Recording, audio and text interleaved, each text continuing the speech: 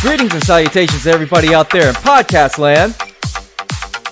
This is the Judo Chop Suey podcast, and I'm your host, Judo Dave Roman. Well, surprise, surprise, surprise. I am giving you a new episode. I told you guys for weeks that I was not going to be able to give you a new episode, but turns out I was able to secure an interview with a special guest, somebody who's a listener to the program. I've been trying to work on this for a couple of weeks now, and we were able to nail down a time and a day that we can talk about judo and talk about how he runs his club. And given that it's WrestleMania week, I think he deserves his own entrance music, so here it is for you. Hailing from Oakland, California, representing Oakland Judo, he's 6'2", weighing in at 220 pounds, Mr. Jonah Ewell. Jonah.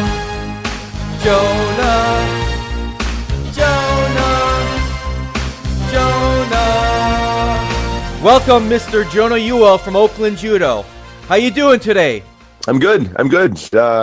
Fighting off a little cold, but otherwise good.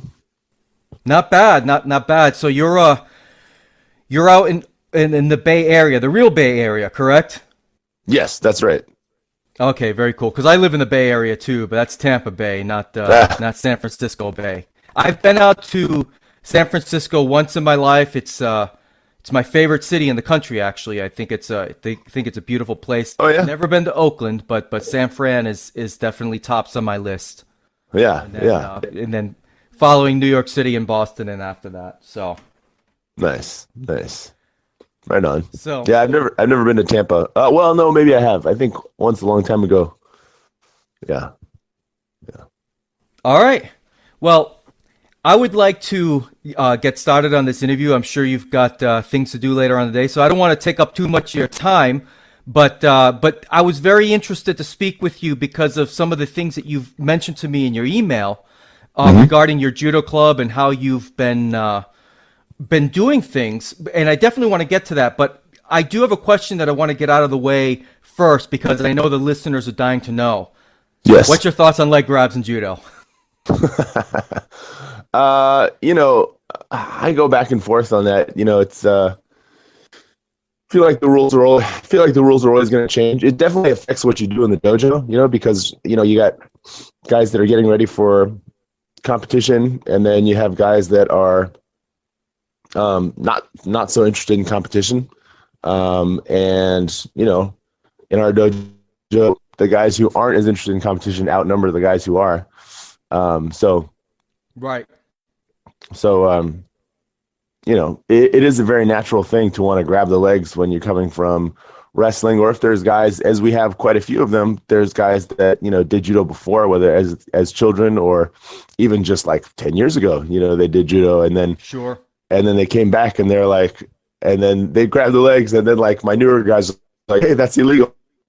And they're like, what are you talking about? So, actually what we're going to do, our plan, we just competed in February. We competed in San Jose Buddhist tournament, which is a big tournament out here with, with standard rules. And then after that, our next thing is that we're going to compete in a Sambo tournament, which is coming up in June. Okay. And Sambo, yeah, as you may or may not know it, they have, they have very interesting rule set. You can get big, it's numerical points, but you can get the equivalent of an ippon if you throw somebody flat on their back and you stay standing. That's like 8 points. And if you have a lead, then it's an automatic win. So, and of course there's leg locks and chokes and arm bars for everybody. But my guys are excited about that. We're going to do, it's kind of an experiment. Hopefully we don't get our ankles twisted off, but. Yeah, exactly right. So, tell the listeners about yourself, when you started judo, how long you've been training, what your current rank is, and who your sensei is. Sure. I started training when I was 8 years old, right here in the Bay Area, in Berkeley, actually. My sensei is Dr. Alex Feng, and when we started, he was teaching Kung Fu and Judo, and you had to take separate classes, but you had to take both of them if you wanted to get promoted. So you couldn't like get promoted just in judo or just in kung fu. You had to take. Yeah, it was pretty cool. So it was kind of a unified system there. And Dr. Feng is, he's part of kind of the Wally J lineage. Henry Okazaki, Danzan-ryu Jiu-Jitsu. He also trained with Fukuda Sensei and Ray Law and a bunch of other kind of guys from the 60s and 70s like that. But so I started training him when I was 8 years old. Did it for a year, and then I quit because I didn't get promoted. I still remember very clearly. I got something, I don't know. It's like you had to register for the test or what, but I was just 8 years old, so I didn't know what was going on. And everybody else got promoted, and I didn't. And I was so mad. I went home and I quit. And I was like, and I didn't tell my parents why. I was just like, I'm done. I'm never going back. And then went again because my friend was doing it, and he was like, hey, you should come do this. And it was the same place. And I was like, oh. So then when I was 12, I restarted. I started doing it. I did it pretty much all the way through high school and college. I got my first degree black belt shortly after high school. Then in my 20s, I didn't practice very much in my 20s. I just practiced like here and there, just to maintain my skills. I moved around a lot. I moved to New York. I moved to LA. I got married. I got divorced. I started law school. I dropped out of law school. A bunch of different stuff happened. So I wasn't concentrating too much on judo. And then when I moved back to the Bay Area in 2012, that's when I really started to practice a lot and really get better, improve my skills. And I got my second degree black belt a couple years ago. Very nice. Very nice. Now, how old are you now? I am 38. I'll be 39 this year. Are you serious? You look like you're 22. I'm serious about that. I'm stunned. Wow. That's the Asian discount. My mom's Chinese, so. Wow, I've never heard of that discount before. That's the secret, huh? You look great. I gotta hand it to you. You look great. I'm serious. You look like you're in your 20s. Thanks.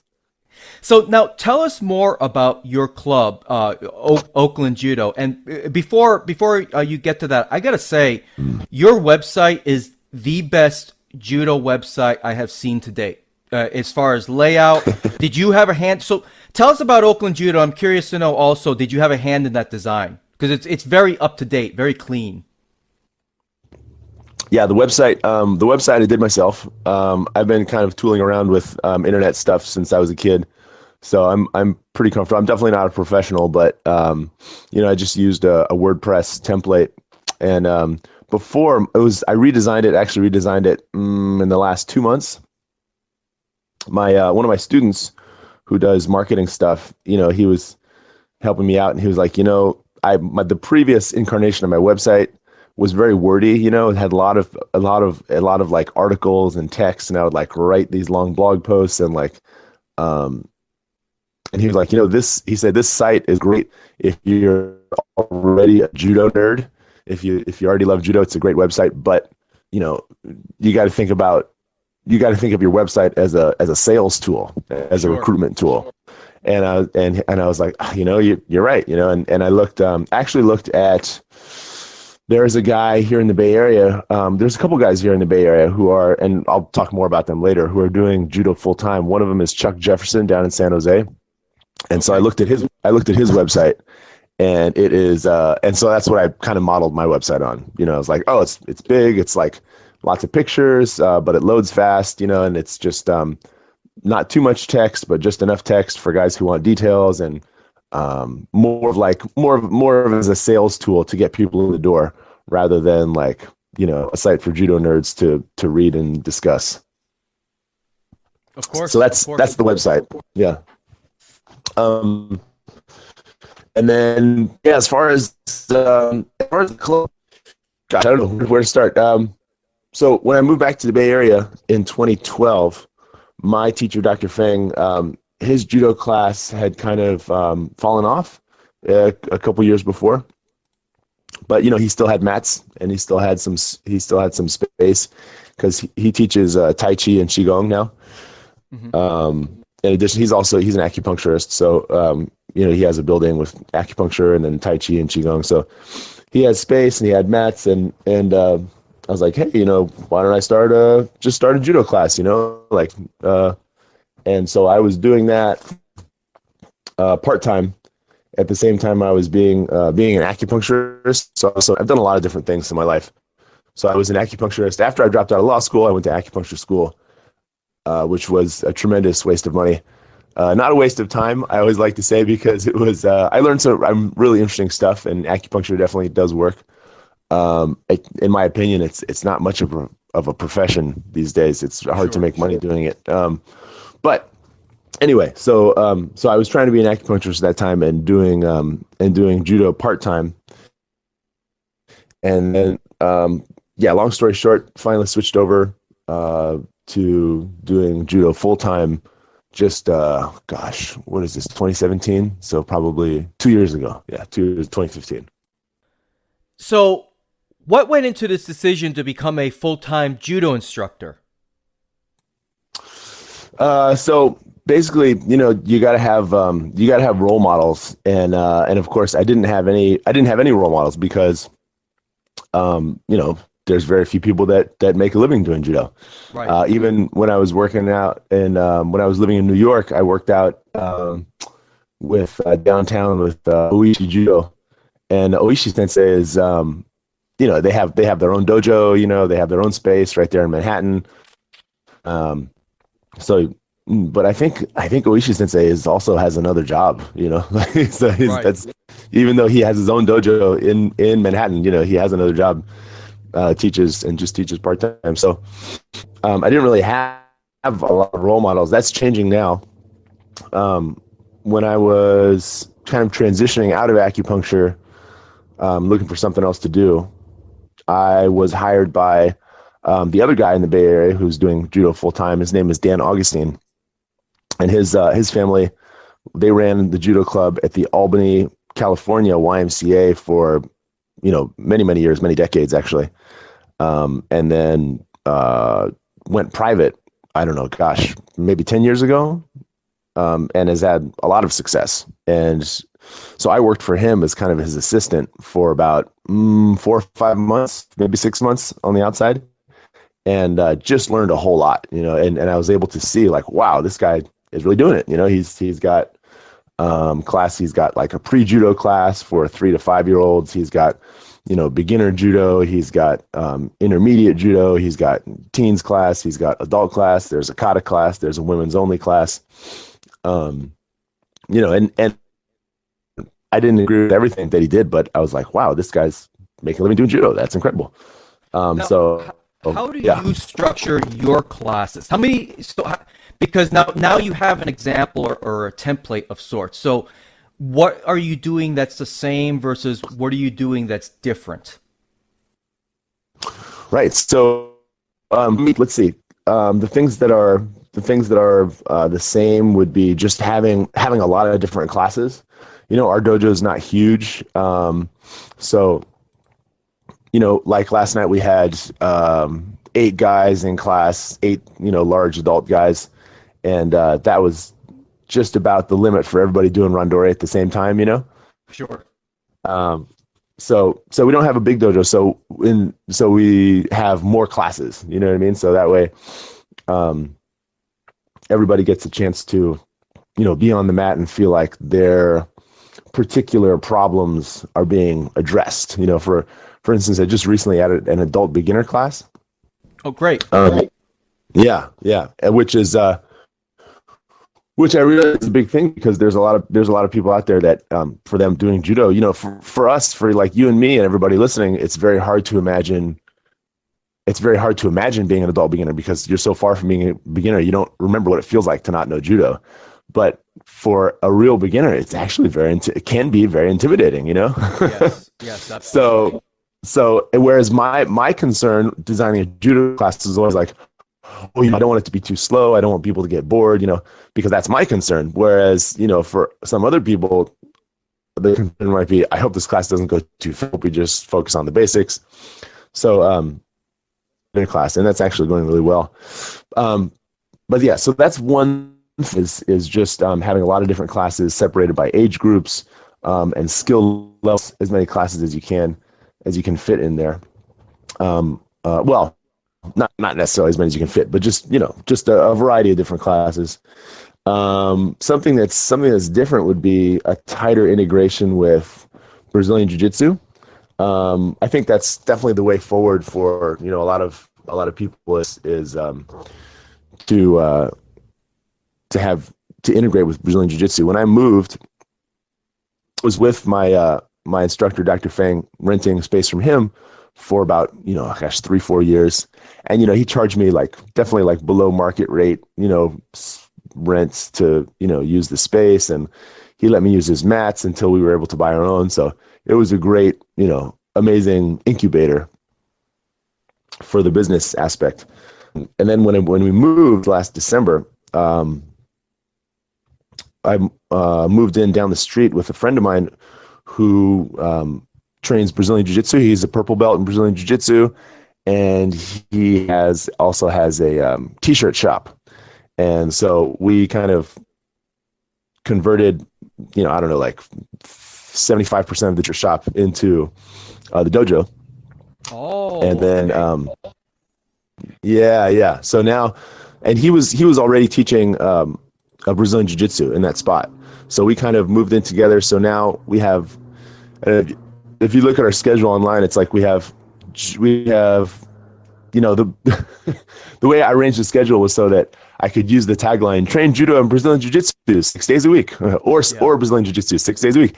And it's true now. So now our adult class Tuesday, Thursday, Saturday, and then Brazilian Jiu-Jitsu adult class Monday, Wednesday, Friday, and then kids class we have pretty much 6 days a week, and then kids Brazilian Jiu-Jitsu class we have 3 days a week. So it's good.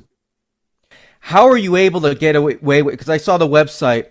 How are you able to get away with charging under $100 a month in San Francisco? Because look, I love San Francisco, and there's a reason why I don't live in San Francisco or up in the Napa Valley, because I can make six figures out there, but it's still way too expensive for me to live out there with my family. So I think you answered my question. So, but I still want to get a firm answer from you. How can you get away with charging under $100 a month? Because in San Fran, I would think that you could easily charge more and get that. So what do you how did you determine your pricing structure for your club? Right. So number one is that we're not in San Francisco, we're in Oakland, and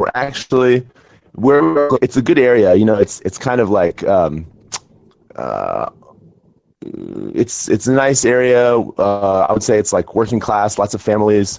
If you go in one direction from our dojo, you might end up in a high crime area. If you go in another direction for a few minutes, you might end up in a very beautiful area with views of the bay.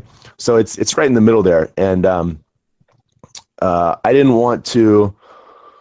One is that unlike, for instance, Chuck Jefferson was on the world team. He went to the world championships. He was a San Jose State guy. So, I don't put myself in the same category as him as far as judo experience and competitive experience and things like that. Dan Augustine has been around for 50 years. He was an Olympic alternate, I think, back in 84, 88. So, these guys are very high level. They've been around for a long time. Me, I'm just starting out, and not just starting, but I'm starting out as far as having having a dojo and really teaching people. So, I just set my rates lower because of that, and also because I didn't want to price out any of the kids in the neighborhood, Okay. So I wanted to keep it accessible to. So our kids' rates are cheaper than our adult rates, which is the inverse of a lot of other places I was looking at. Right. I went to visit a club the other day for that, and it was a nice place, and I looked at their rates, and It's I think it's like 150 per month that's 150 a month is the lowest rate. That's for adults. And then the kids is actually more, the kids like $165 a month. So, but yeah, I mean, eventually, prices probably will go up, and I'm actually able to do this because I'm living rent free at my uncle's house. Okay, gotcha. That's the great business incubator. I'm living rent free at my uncle's house. My uncle and lawyer, and they have an in-law unit, and I was like, I'm trying to do this judo thing, and they've been super nice to me. So I don't have to pay rent in the Bay Area, which is a huge thing. Eventually I would like to move out, and have my own place, obviously, like a normal adult human being. Yeah. But slowly but surely, and it's good. I just quit my my bouncer job. I had a bouncer job for about 2 years, where I was working 2 nights a week and just bringing in some extra cash that way. And I was able to quit this last month because judo is taking off. It's going up, so it's good. That's great. Now, I thought it was really interesting. Now, it goes to show you how little I do know of the Bay Area. All I know is San Francisco. So when I've never been to Oakland, I've never driven through Oakland, so I really didn't have an understanding of the kind of the economic diversity of Oakland, that maybe things are just completely different, even though it's right on the other side of the bay, or it's a neighboring city. It's kind of in the same way that Tampa and St. Petersburg is down here. That's really interesting. So do you how many students do you have approximately, between kids and adults? So that's the other thing is, oh gosh, I don't even know where to start. Okay. There's so much I want to say. All right. So I have 52 students. And the reason that I know exactly how many students I have is because I use Zen Planner, which is a great system if for anyone starting a martial arts school, or even, already has a martial arts school. It's a great database, web-based database system, which will, allows you to keep track of contact information, attendance, belt ranks. It's customized for martial arts. It integrates really well with the payment system.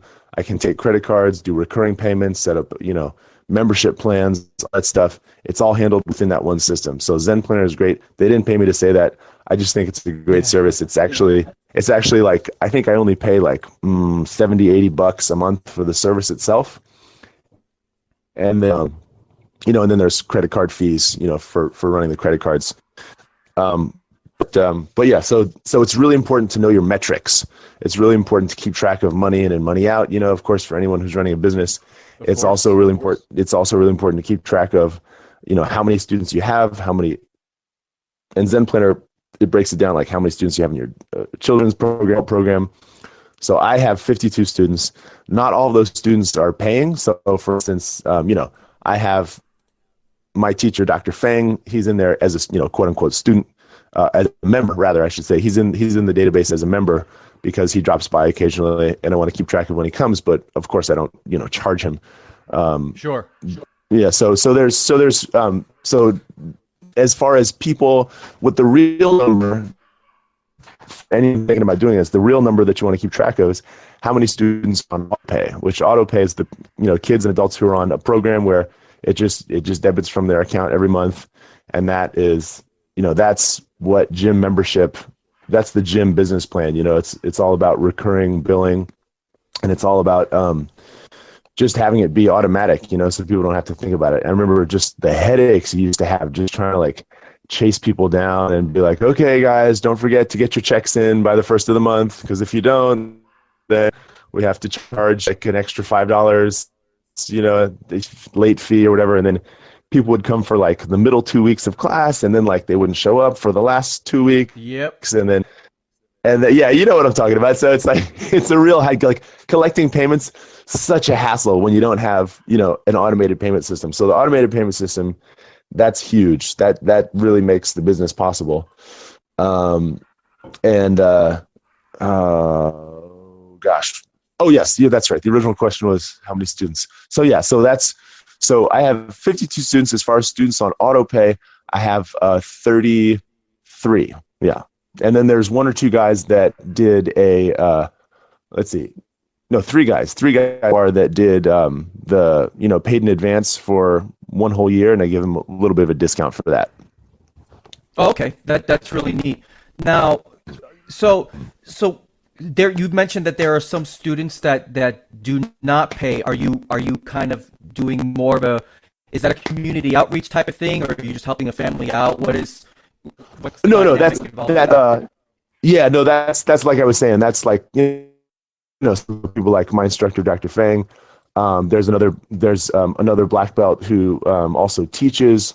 He teaches some classes. So and he's down as a member, obviously. So he doesn't pay, and then his children also don't pay. And then there's one student whose mother is a professional photographer, took a lot of the more like beautiful pictures that you might see on the site. And so we're trading, her son doesn't pay for lessons. It's well worth it. The pictures are really great. Right. So things like that. Right now we haven't done, I haven't done anything as far as like community outreach, as far as like promoting myself as like, being, available for all that stuff. It's because I'm not yet financially at a place where I can do that, so I feel like I need to Of course. get like more of a solid base of students. I want to get the numbers of paying students up. And if anyone were to come to me and say, I'd really like to be part of this program, I can't really afford it. Yeah, of course I would try to work with them, but Of course. there's a thing in this, especially for like small business people and entrepreneurs and professional people, and freelancers, where you don't want to underprice yourself, and be constantly giving discounts, because you'll just never stay in business and you'll never make money, and then you won't be able to offer your services to anyone, and you won't be able to help anyone. So you gotta charge what you're worth, and then make what you're worth. And then if anyone were to come to me, like I say, and say, oh, my kid loves judo, really wants to be a part of this program, I can only pay this much. Of course, we figure out a way to work with them, but I don't necessarily advertise it. I don't advertise it like, hey, people with no money, come to my club and work out for free. Like, that's not a good business model. So, Right. Now, what I'm curious, as an instructor, how are you going to handle promotions for your students? What's that going to look like for you? You don't have to go into super details, but I'm just curious how, in your opinion, how you will handle promotions as a sensei. Promotions, yeah. So promotions. So for children, what we've been doing, and again, got this kind of example from Sensei Augustine, which is that we have a lot of belts and a lot of stripes, and we promote every 4 months, kind of on a schedule. It's not automatic. You don't get a belt, you don't get a stripe just for showing up. Like, as I always tell the kids, there's specific skills you have to do, but we do have a promotion test, kind of spread out over several days, for stripes. That's for the kids program. Right. So and the kids, they really love it. They really, as I can attest, it's promotions are very important to children. So of it, and also it's a good way to mark, to mark the progression and say, well, so regard, that's great, case of Katami, now you get one stripe, and things like that. So that's and we follow kind of a modified version of the USJF system, which is they start at 10th Q with the white belt, and then they get the half white, half yellow, then the yellow, half orange, et cetera, et cetera. And for the adults, it's much more, I would say, informal. We don't test on a schedule. I just promote guys or girls depending on if I think they're performing at, the level of that belt. So, Right. For instance, there's a guy, Patrick. There's one of our guys, Patrick, who's been coming. He's been coming for about a year. He competed in the San Jose Buddhist tournament. He got second place in the adult novice division, did really well. So, and I was like, you know what, this guy's definitely ready for a yellow belt. So the next class after the tournament, I was like, you know, Patrick, here's your yellow belt, and everybody clapped. And yeah, so that's pretty much how we do that. Very cool. Very cool. Very cool. Now, you mentioned that you're part of the USJF. Do you feel look, let me backtrack. Does the USJF support you and your club in any way? Yeah. Yes. I know. Yeah, I'm putting you on the spot there, and potentially maybe being critical of the organization you've chosen to be a part of. But I'm curious anyway, if they support you in any way. I would say, yeah, definitely. And I say the most important thing for me about joining the USJF, the most important thing was just being around guys with, you know, guys that I respect, and guys, when I say guys and girls, men and women who I respect, who have been in the judo community for a long time, and people that I could learn from. So our local association is called Central Coast, or Senko. When I first started going to the meetings, I gotta say I was a little discouraged. But this is about 2-3 years ago. I first started going to meetings, and I brought up this issue of what we call the Form 20, the infamous Form 20, which is the form that you fill out when you want to get a black belt promotion, either to Shodan or knee down or Sandan, whatever. The Form 20 is awful. It's the worst designed form in the history of everything, except for maybe, you know, the year 2000's Florida ballots with the paper chads, the hanging chads, the you know? hanging chads, yeah. The hanging chads. It's the Form 20, the USJF Form 20. This I can say. I will say this publicly. It's terrible. It's terrible. Please, you know, it's so confusing. For anybody who's looking at the first time, there's all these boxes and there's information. We have to put in information twice.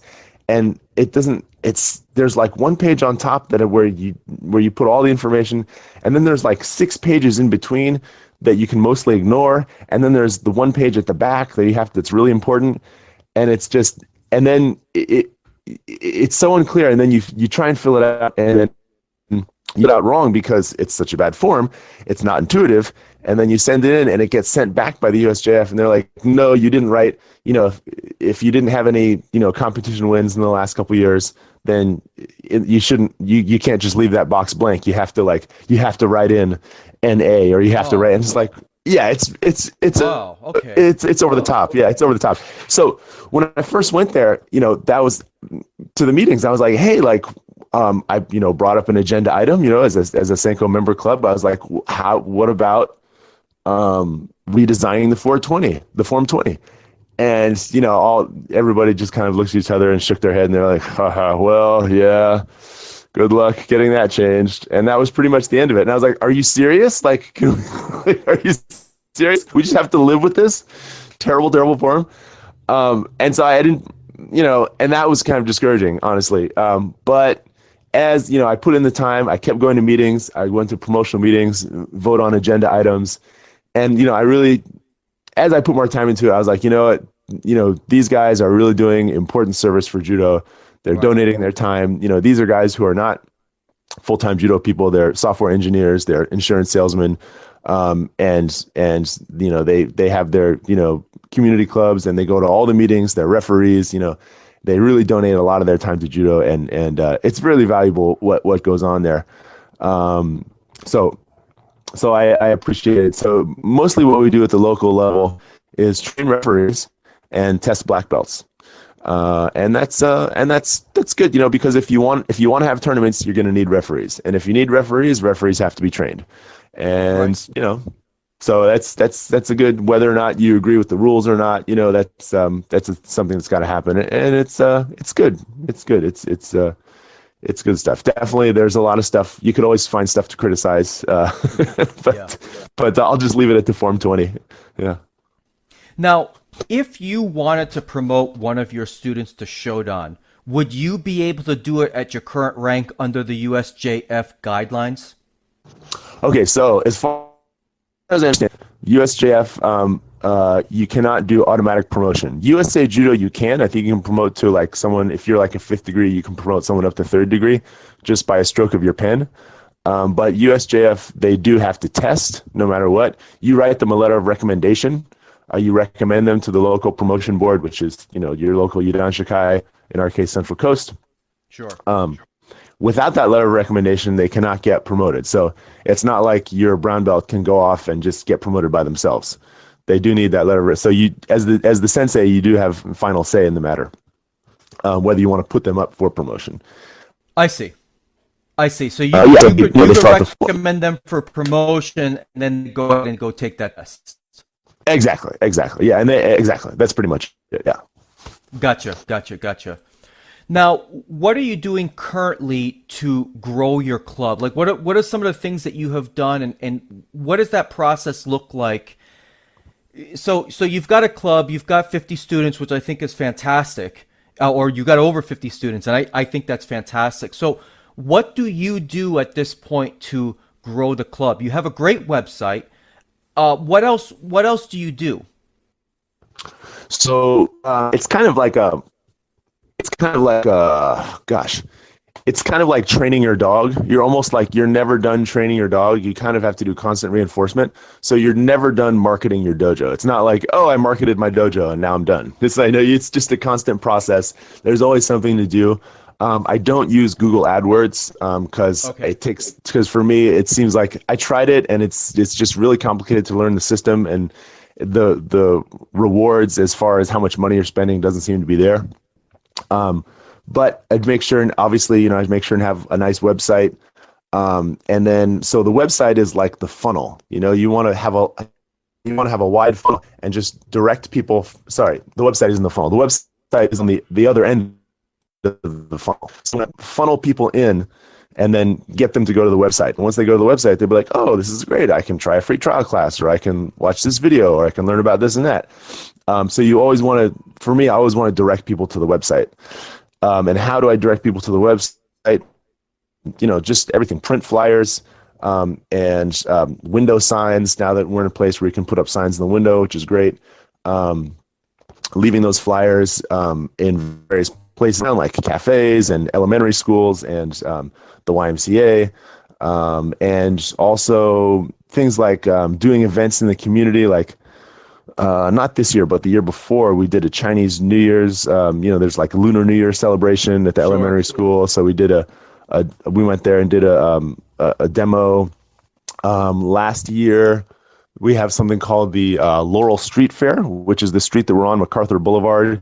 It closes down block booth, and we were handing out flyers, and we were wearing our gis, and like getting people to come into the dojo. This coming up year, it'll happen again in August. We're going to have a booth again, and we're going to try and get on the main stage to do a demo outside. So just stuff like that, and keeping in mind that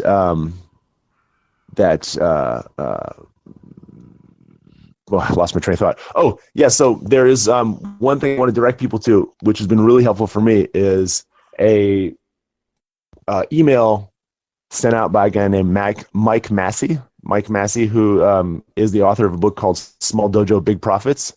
And he is a guy. Yep. I actually have not read his book. I've only subscribed to his newsletter, so I haven't paid for anything of his. But the free content that he gives out, it's really good. He's all about just small dojo, big profits. He's all about like helping you maximize, become a successful business owner and a martial artist while staying true to your ideals, not selling out, so I recommend that to anyone. Look up Martial Arts Business Daily, Mike Massey. I get a lot of ideas from that guy. And then, one other thing. Oh, yes. Yeah, and I'm also in the middle of planning summer camp. So summer camp is coming up, Judo Summer Camp. I'm definitely going to do that. It's going to be the first time I do it this summer, so I'm only going to do it for weeks, 2 non-consecutive weeks. Hopefully that'll get a lot of kids in there and have some fun. Have you ever considered doing like an after school program, or is the fact that your dojo is part of another business, does that hinder that possibility? Or maybe your club space isn't big enough, or the logistics of it all. I don't know Oakland. Have you ever considered doing anything like that? Yeah. Now, what do you mean by after school program? Do you mean like pick kids up in a van and then take them and help them do homework and then do some judo? What is that? What that is? Yeah, that kind of thing. And again, I don't know Oakland. I know around here there can be a gap between families going to work and then picking up their children. When kids get out of school, it's like at 2 o'clock, and they get picked up around 6 o'clock. Maybe Oakland's different because your public transportation system's different, and kids can get around on their own. I don't know. So that's kind of, but what you were saying is what I was suggesting. I see. Yes. I have not. I haven't really thought about that. I guess that could be an option. I just never really thought about that. So yeah. Yeah, because I know a guy that the club that my judo club is a part of. It's actually a Brazilian jiu-jitsu club, but his main moneymaker is the after school program, and then through there he gets. It's kind of like a built-in advertisement for Brazilian Jiu-Jitsu. It's like, hey, we got after-school care from 2:30 to 6 o'clock, but then the kids' class for Brazilian Jiu-Jitsu is from 6 o'clock to 6:45, and that's an extra price on top of the after-school. So that's why I was curious if you had planned on doing anything like that, because that can be a good source of income, especially for families that may have a challenge getting their kids right after school. Yeah, that's true. That's smart. I haven't thought about that, but yeah, I'll keep that in mind for the future. Now, where can people who are in the Oakland area or maybe online and traveling to Oakland, where can they find you online? I know you got the website, but do you have any other social media platforms that you utilize, like a Twitter, Facebook, email? What if people want to get in contact with you? How would they do that? Yeah, it's just so the website is oaklandjudo.com, and Oakland Judo is pretty much our handle on Facebook, Twitter, and Instagram. Not really so much on Twitter. I have it set up to where when I post on Facebook, it goes to the Twitter page, that kind of thing. So not really on Twitter so much, but Instagram. We're on Instagram, Oakland Judo, Facebook page, Oakland Judo. Yeah, and we put up some fun videos on there. Yeah, by the way, you are my 100th follower. I'm going to do a video just for you on that, on my Instagram page. You're officially my 100th follower. So I'm going to do a little something. Hopefully you get a kick out of it. I'm not sure when I'll be able to do it, but hopefully in the next couple of days I'll put something up there. Just a little joke. Just hopefully you get a laugh out of it. Okay, cool. Well, Jonah, thank you very much for joining me on this esteemed podcast, and we definitely keep in touch through email. But I'll definitely love to have you on the program in the future, and see how things are going from there.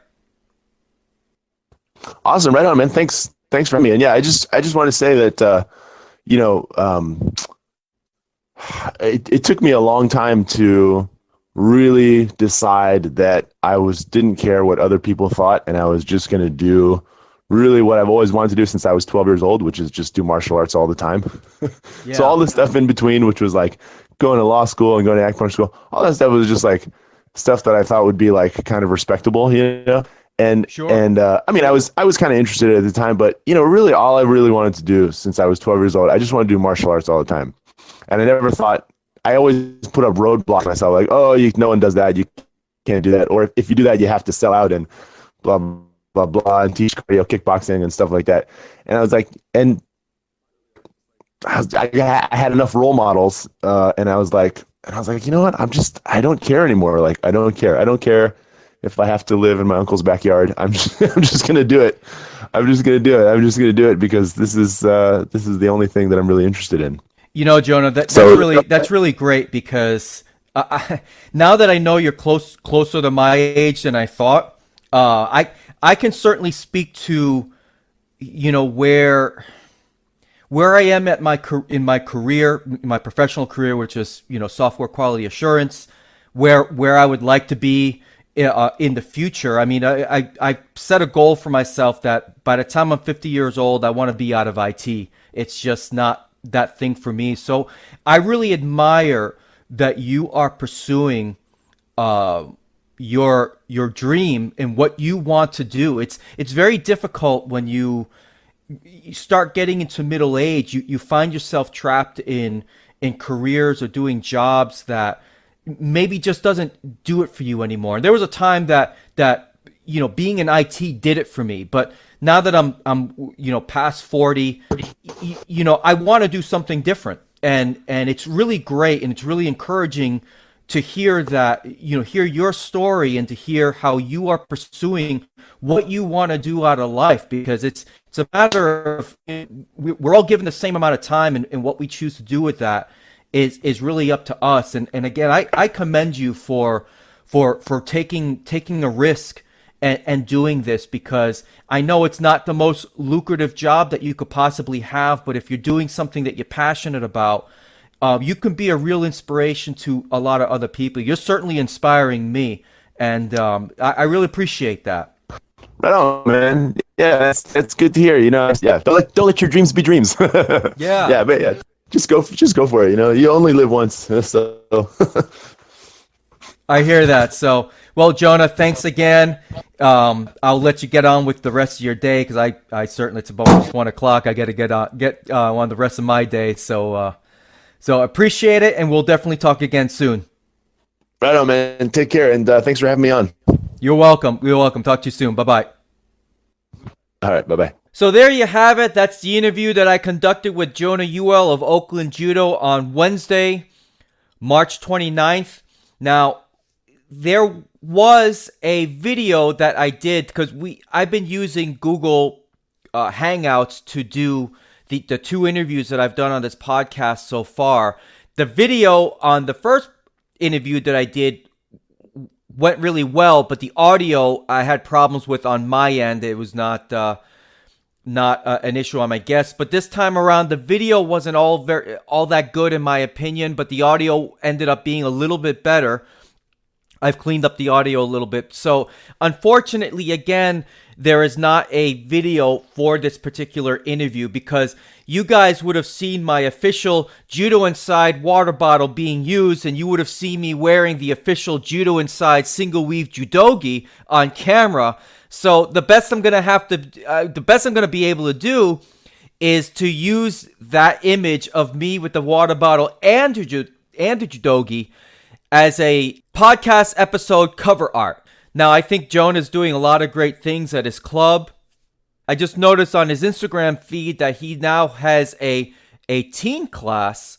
So I'm hoping the very best for him. I'm hoping that means that more, he'll be able to provide an outlet for a different class of students, so to say, that may not fit into larger adult classes or really small kids classes. So because sometimes I think teenagers are at that, so many teenagers are on that developmental crossroad where a lot of adults, and this has been my personal experience in judo.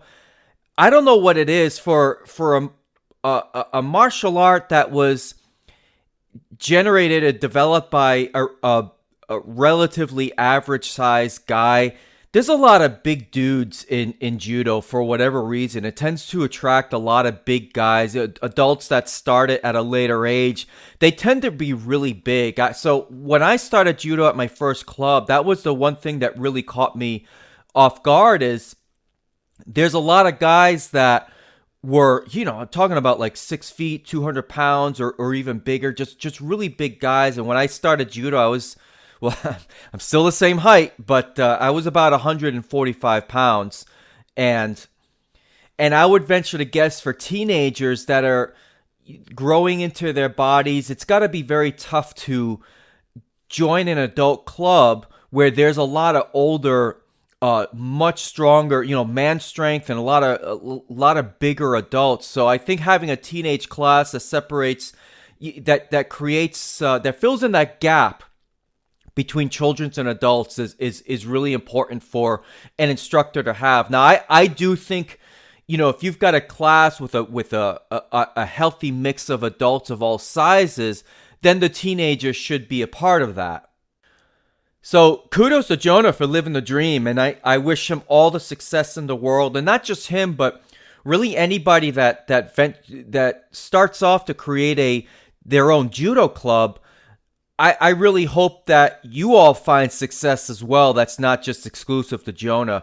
I know many of you are putting yourselves out there, volunteering your time, or maybe even struggling financially in order to have a judo club. And I know it can be tough. It was tough for my own judo instructor to be able to have a club. And eventually he really had to close it because there just wasn't enough interest in judo. Now, maybe, there could have been other factors that caused those particular issues, and I think there were. And you know what? Next weekend, I'm going to have a guest co-host. I've talked about it before.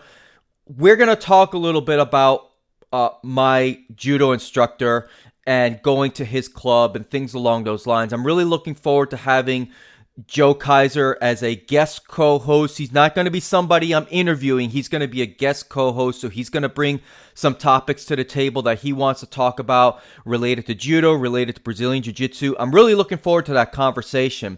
But we're definitely going to talk about some of these things regarding the struggles that it turned out to be our judo instructor had to deal with when he had his own club. So that's a preview of next week's podcast. I'm also going to be talking a lot about the Grand Prix that's happening in Tbilisi, Georgia, this weekend. It's actually happening starting on Friday, and it's going to run all the way through Sunday.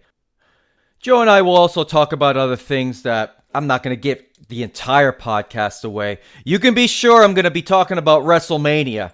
So be prepared for my WrestleMania review. I won't bore you with all the details, but I'll probably give about a 2 to 3 minute summary of my thoughts on WrestleMania. So if any of you guys end up watching WrestleMania, go ahead and let me know what your thoughts were. I don't want this to become a wrestling specific podcast. It's not going to become a wrestling podcast, but I do like to talk about pop culture things from time to time. Just give it, just give it a nod and talk about it briefly. And WrestleMania is certainly one of those pop cultural things that even if you're not into wrestling, a lot of people will watch WrestleMania. So with that, I'm going to end this podcast, and I really appreciate you guys checking out the podcast and letting me know what you think about it. I've just received tons of positive reviews. Keep those emails coming. judochopsueyshow@gmail.com. If you want to follow me at Twitter, it's at La Vida Judoka. And of course on Facebook, you can find me at, just do a search for Judo Chop Suey. And if you want to check out my Instagram, I've changed my Instagram handle to match my Twitter handle, which is also La Vida Judoka. So if you want to follow me on Instagram, send me a message, harass me, you go right ahead. I hope you have a great rest of the week. I hope you have a great time at judo training or wherever you're doing judo or practicing, whatever martial art you're doing. Train hard, stay safe out there, and until next time, I'm out. Oppan Gangnam Style. Gangnam Style. Op, op.